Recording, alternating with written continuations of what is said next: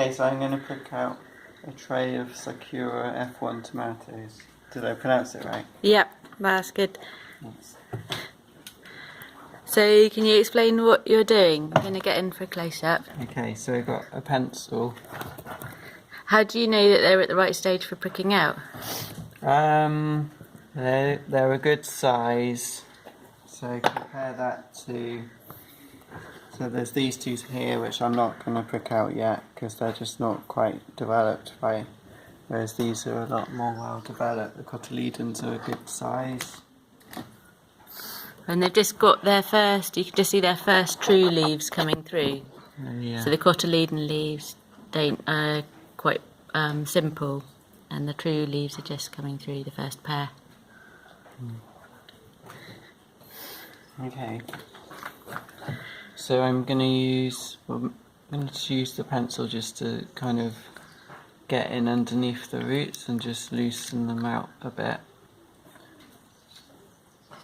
And then I'm going to take the cotyledon leaf and just very gently pull it. And so the root's still attached and intact. And then with the same pencil, make a big hole. Put those roots in, cover it up, and then use my fingers just to firm around it. Brilliant. Okay.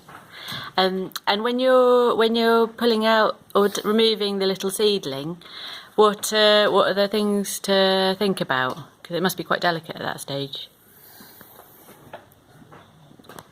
I don't know.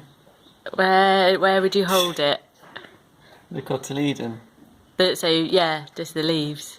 Yeah. So I guess the thing is that you wouldn't hold it by the stem, because if you break a bit of leaf off, it'll grow through it. But if you break the stem, then they do come up as long as you kind of get in underneath and kind of loosen it up beforehand. They come up.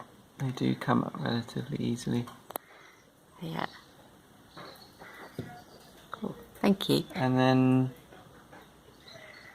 the other important thing is like management, making sure that you keep all the varieties together. So we've got one variety here, and just making sure that you keep your labelling when you've got lots of different varieties growing at the same time. Just making sure you keep everything organised. Yeah, that's really important. So you've got the labels. These are the original labels. And we're putting them into trays. These are they about 5 centimetre? Sort of circular trays. So they should be all right in these for about 3 weeks. Okay. I think they'll be in here about 3 weeks, and then we'll put them on into bigger pots before planting out in the ground.